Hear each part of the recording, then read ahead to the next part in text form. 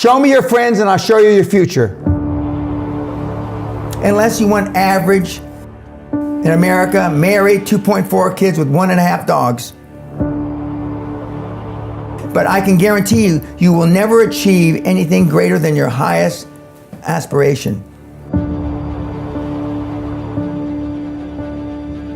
If you want $1 million, you'll make $1 million, not $1.5 million. If you want 10 million, 100 million, and you'll never exceed that.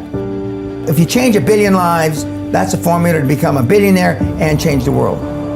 Time costs lives. Show me your friends and I'll show you your future.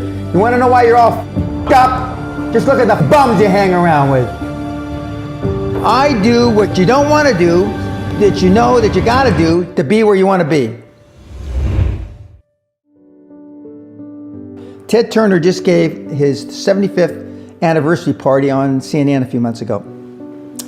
And he makes a couple of comments and he says, number one, and I'm not suggesting this for everybody, it's how I lived though. First 10 years of my starting CNN, I slept on my couch. I didn't have an apartment. Bill Gates slept in the office. Steve Jobs slept in the office. And I can go down a whole list. Now these are super successful, mega wealthy guys. I slept in my office. Not everybody's willing to make that sacrifice. But it's not the only thing. But even if you don't sleep in your office, if you want to send your kids to a better school, if you want to be able to take care of your mother when she gets dementia, if you want to this all takes money. My children aren't getting any of my money when I die. Not one centavo, not one penny.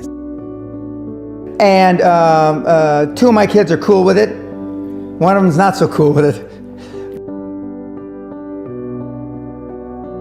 I'm not gonna, I think Andrew Carnegie, by the way, Andrew Carnegie, arguably the richest, most successful entrepreneur of all time, he said the best thing that you can have for a child is him to be born into poverty. And I agree.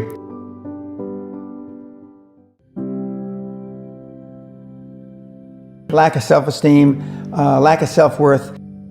Now they think they have self-worth. They think because they've made a few bucks. But in actuality, and when they measure it against the other 8, 10, 12 people sitting around the table, they realize, or they start to question, hell, maybe I was just lucky. Now, all of us, when you're only a one-trick guy or gal, think, was I lucky?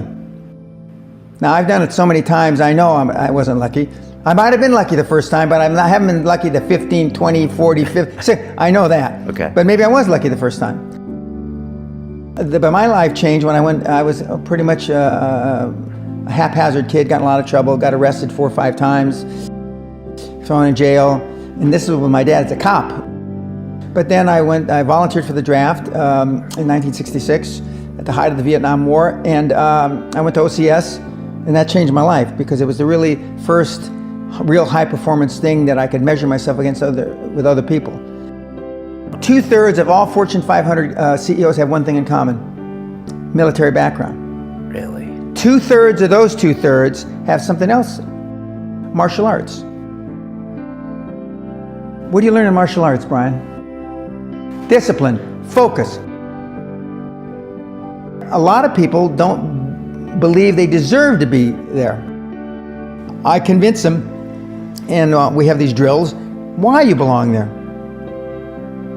A lot of people that come there, with money, that have made money, think they made it by accident. Right.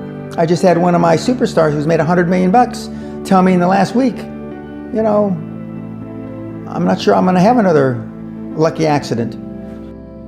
And I said, you did it. I mean, you tried a lot of things. I believe Thomas Edison, I wouldn't have done it 10,000 times. Okay. I would have hired an engineer from MIT to do it. But I mean, I've tried a lot of things. Nobody's failed at more things than I have. And the first 100 million are successes, but I could write a book about failures that'd be, because I've tried a lot of different things. Because failure is just testing.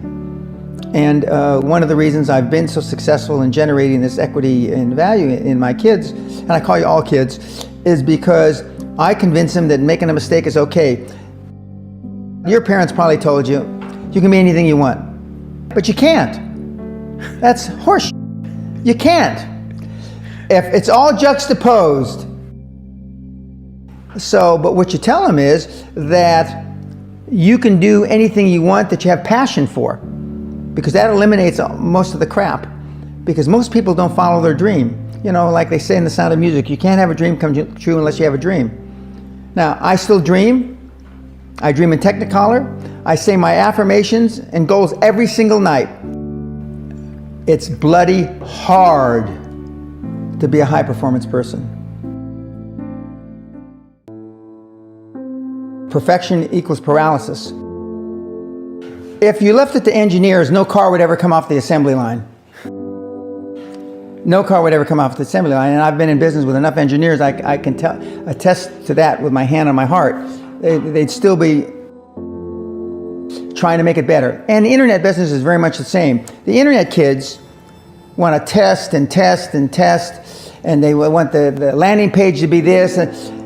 Roll it out. The great thing about the internet is your results are instantaneous. If something that I'm overseeing at Concord level, 60,000 feet, doesn't work in 2 days, forget about it, move on. And today at our meeting, now the young kids are, we ran it 3 days, sir, and we closed it down. And they are thinking I'm going to ask why. I said, no, that's fine, next. Because without them making mistakes and without them being allowed to make the decision, they never get any better. And in 95% of the time, I know probably better than they do. We're never going to be able to know everything or have them know everything unless they make some mistakes and get comfortable with making mistakes. What gets measured gets accomplished. Without measurement, you're just fooling yourself. Before I had any money, I used to go to the Rolls-Royce dealers and sit in the cars and smell the leather, touch the leather, okay? I went to $1 million houses, and my wife and I would walk through the house, and they'd say, when are your parents getting here, kids? No, we are the buyers. Practice within when you're without. Practice being successful. How many people listening to this today practice being successful today? Through affirmations, through going to the Rolls-Royce dealer, maybe Lamborghini, maybe something else. Right. In my particular case, it was Rolls-Royce. And within a year of me going to the Rolls-Royce dealer, I had a Rolls, okay? Within 19 months of me dreaming and adding it to my goals, a castle on an island, I own Guthrie Castle. 19 months. Okay. Go to stores you can't afford. Go hire lawyers you can't afford. Lawyers will meet with anybody. Accountants will meet with anybody. Go to the big four accountants with a business idea. The first couple meetings are for free. Jettison probably a lot of the people you'll hang around with. If you have poor public speaking skills, join Toastmasters. Do these. If you went to a good school and you're not successful, go to the alumni deals. Okay?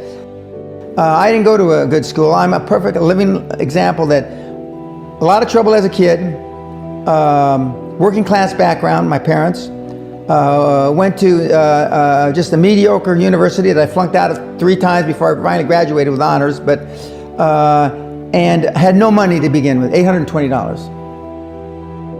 So it's all possible, but I devoted myself to feeling successful. I was wearing suits like this before I could afford them. Most people procrastinate because they're unsure, so just do it. And but I've never had a problem just doing it, because one of the things is you learn as a young combat infantry officer is time costs lives. We overanalyze because we're unsure. We don't overanalyze because we are not sure if it'll work or not. We're more worried about, on the emotional side, it embarrassing us.